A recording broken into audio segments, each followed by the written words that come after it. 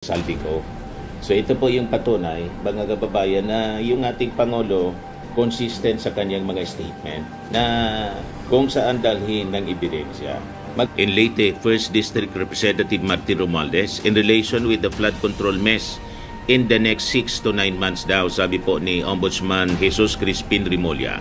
Titingnan ang ebidensya at kung sapat ang ebidensya, mga kababayan, to file cases against si Speaker Martin Romualdez of kung ilan yung na-release out of the items on FLR or PISARO for issuance of SARO. Hindi pa namin alam. But initially, kasama sa nabito sa 194 billion ng ating Pangulo, 1.15 billion pesos worth of projects. Nandito yung listahan ng projects. Nilista rin ng, nakita ng mga staff ko ito, pero nilistahan din si nagbabagang mga balita at pagtalakay sa mga isyu ng lipunan. Bulsa! Opinyon, banat at paglalantad sa katotohanan. Bulsa! What you see is what you get. You decide. Ito po mga kababayan, si Dante Maravillas. Gusto kong i-share sa inyo itong latest na statement ng ating Pangulong Bongbong Marcos sa issue po ng flood control scandal. Tungkol ito kay Martin Romualdez at saka kay Saldico. So ito po yung patunay, mga kababayan, na yung ating Pangulo consistent sa kanyang mga statement na kung saan dalhin ng ebidensya. Magpa-file ng kaso po ang ating gobyerno through the ICI. Ito po yung statement ng ating Pangulo. Inyong lahat, kagaya ng aking nasabi nung nakarang report ko, ay patuloy ang pagre-report ko sa taong bayan tungkol sa mga kaso at saka sa mga impormasyon na nakukuha natin tungkol sa mga flood control project na hindi maganda.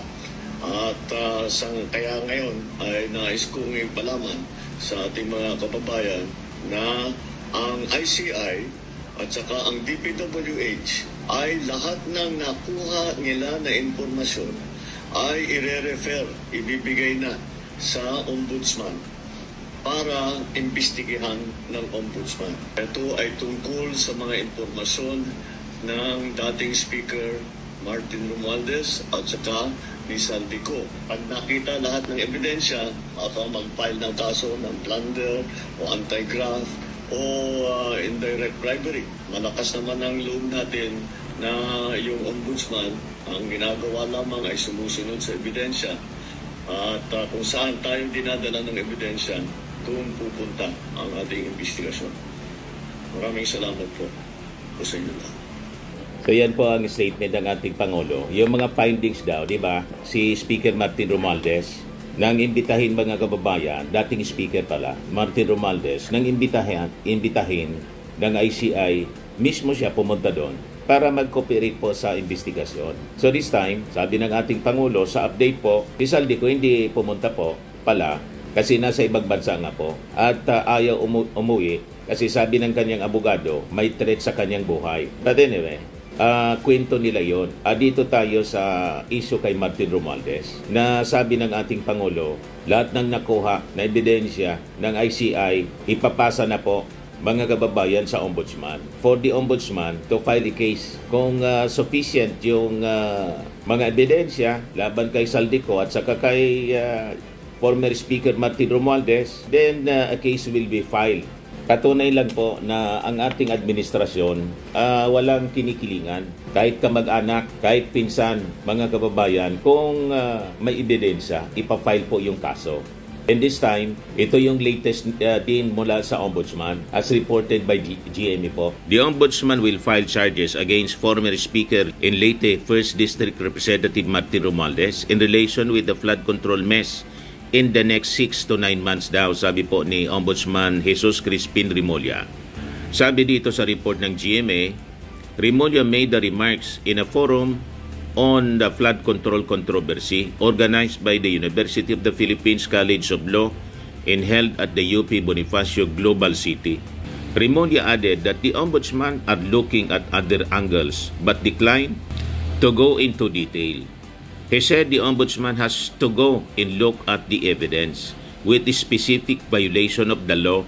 So yon mga kababayan, ibig sabihin, walang sasantuhin po ang ating gobyerno. Titingnan ang ebidensya, at kung sapat ang ebidensya, mga kababayan, to file cases against si Speaker Martin Romualdez, or then a case will be filed. Sabi dito as a background ng kwento ng GMA report, earlier this month, Remulla said Romualdez, as then Speaker, may be liable for gross negligence over the actions of ex-Ako Bicol Party List Representative Saldico, who is facing criminal complaints over an allegedly anomalous 289 million flood control project in Oriental Mindoro. Sabi ni Remulla, Romualdez cannot be blameless over cause alleged acts in the bicameral conference committee that reconciles the Senate and House versions of the proposed national budget.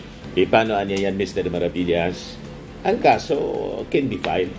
As stated, mga kababayan ni Ombudsman at mismo ng ating Pangulong Bongbong. Pero alam naman po natin, sa batas, ang isang akusado is deemed innocent until proven guilty beyond reasonable doubt. Di ba alam naman natin po yan? Kahit yung ating Pangulong Bongbong Marcos, ang pamilya Marcos po, di ba, gabundok na kaso ng pagnanakaw, ill-gotten wealth, 930 cases po yung pinail sa kanila. At dumikit na nga po yung salitang magnanakaw sa pamilya Marcos, di ba? Until today, tinatawag silang magnanakaw. Pero after 30 years, mga kababayan of litigation, isa-isa na napawalang sala, mga kababayan, yung mga kaso na final laban sa pamilya Marcos, binabasura ng korte.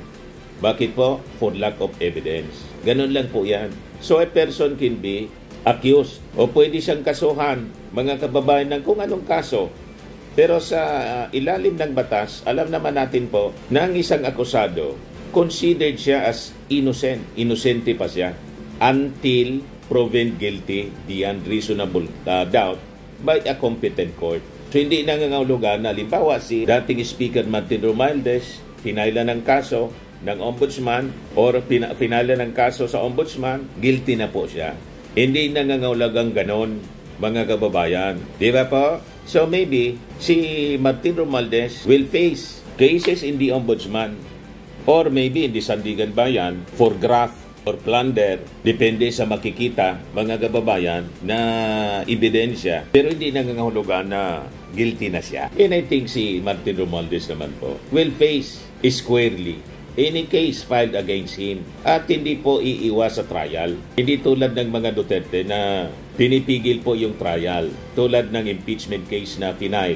Ang laban po kay Sara Duterte, na-impeach si Sara ng Congress. Pagdating sa Senado, hindi nangyari yung forthwith kasi nga po, marami sa mga senador kampi sa mga Duterte. Hindi nangyari yung mga pagyayabang ni Sara Duterte na gusto niya ng bloodbath. Yun pala ang gusto, dismissal, at ang nangyari, archive. Parang yung kanyang tatay ganun din. Lahat ng delaying tactics para hindi matuloy yung trial sa ICC, yun ang ginagawa ng kanyang mga abogado.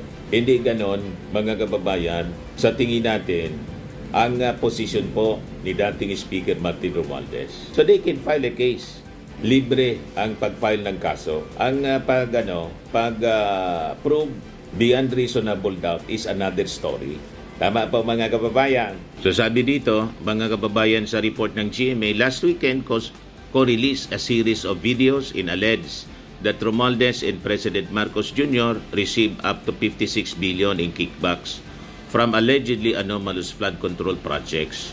He also claimed that Marcos ordered the insertion of 100 billion worth of projects in the 2025 national budget through the bicameral conference committee. Itong kwentong ito, mga kababayan, na-debunk na ni Ping Lacson mismo. Kasi sabi ni Ping Lacson, sinong kapapacilitate? Ang sagot ni E.S. Bersamin sa kanya, we will take care of it. Sila na raw ang bahala kung paano ayusin yung 52 billion. Now, I'm not defending the President, Mr. President, but in fairness to him, yung list of projects, yung 100 billion, initially naka-FLR lahat yun eh. Pinapatrack ko ngayon sa aking staff kung ilan yung na-release out of the items on FLR or Pizarro for issuance of SARO. Hindi pa namin alam. But initially, kasama sa nabito sa 194 billion ng ating Pangulo, 1.15 billion pesos worth of projects. Nandito yung listahan ng projects. Nilista rin ng, nakita ng mga staff ko ito, pero nilistahan din si Bernardo nito. Kung alam ni Pangulo at siya nag-utos na mag-insert ng 100 billion sa GAA, sa BICAM, bakit niya bibito?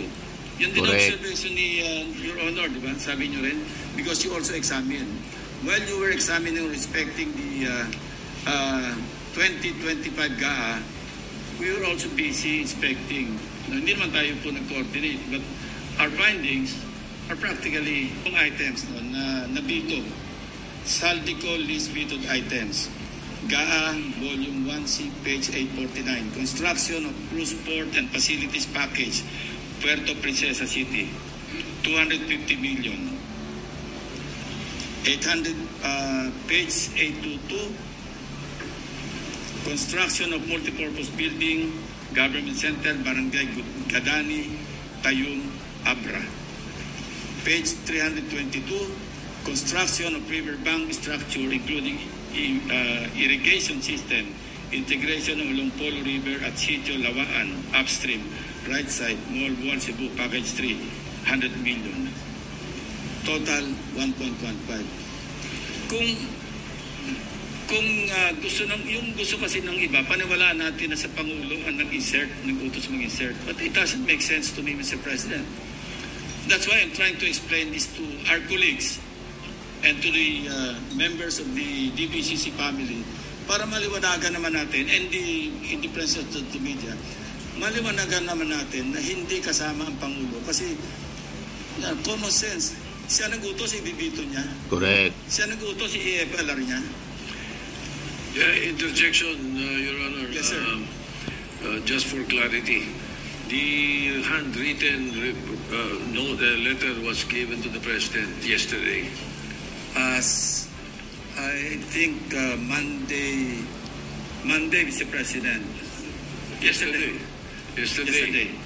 And at 2 p.m. And thereafter, he asked. There were resignations. He asked for the resignation. In this case, Mr. President, courtesy resignation is a euphemism for firing. Yeah. All right, thank you. You know, Mr. President, the President is a very kind-hearted person. You know, I would have suggested to the person who brought to the President or delivered to the President the handwritten narration of Mr. Bernardo. I would have suggested na tanggalin niya and then order an investigation. Otherwise, how can you insulate the President kung courtesy resignation? But you know, that's water under the bridge because it did not happen, Mr. President. And I will still strongly suggest that an investigation is in order. So, madaling sabi, base sa mga ebidensya po, walang kinalaman talaga yung ating Pangulo sa insertion. May mga naglaro within the BICAM at may mga kasabwat pati sa Office of the President. Yun na nga po, yung pamangkin ni E.S. Bersamin na nasibak na po, pati si Bersamin nasibak. So hindi kinikonsinti, madaling sabi, ng ating Pangulong Bongbong Marcos ang ganitong mga gawain, corruption in the government. Consistent siya po. Sabi nga natin, kung ang Pangulo mismo involved dito sa flood control scandal, bakit naman siya magpapaimbestiga para ikulong niya yung sarili niya, tulad ng sinabi ni Sara. Ikulong na niya yung sarili niya. Wala tao na matino ang pag-iisip na ipapahamak yung sarili niya intentionally. Tama pa? So baybayan po natin itong mga developments, itong latest na pronouncement ng ating Pangulong Bongbong Marcos. Po sa inyong lahat, kagaya ng aking nasabi nung nakaraang report ko, ay patuloy ang pagre-report ko sa taong bayan tungkol sa mga kaso at saka sa mga impormasyon na nakukuha natin tungkol sa mga flood control project na hindi maganda.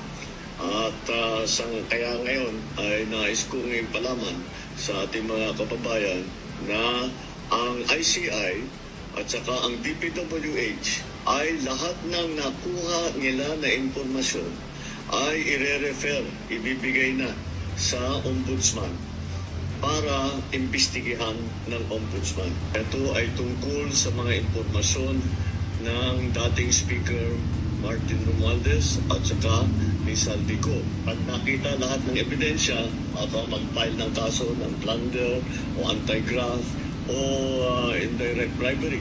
Malakas naman ang loob natin na yung ombudsman ang ginagawa lamang ay sumusunod sa ebidensya. At kung saan tayo dinadala ng ebidensya, doon pupunta ang ating investigasyon. Maraming salamat po.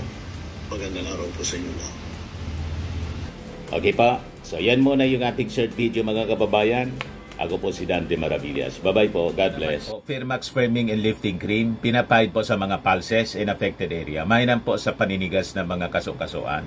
Ito naman po, Automax Radiant Serum. Sa mukha naman yung application, anti-aging po siya. You will look 10 years younger than your age. Sa mga cancer patients naman po, baka lang gusto ninyo itong itry. Neng siya red mixed fruit drink.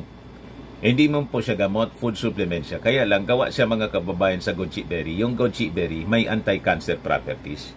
O ngayon, yung mga inquiries ninyo, dumiritso na lang kayo sa aming messenger sa Facebook para masagot namin agad. Ayos pa? Ayos na ayos niya, Mr. Maravilla. Sa mga naghanap po ng malinis and spacious fitness gym, pumunta lang po kayo sa aming Colossal Fitness Gym. May Grab car rental din po kami. But anyway, ito po pala yung aming bagong product na binibenta online. I am worldwide amazing pure organic barley powdered drink mix from Australia.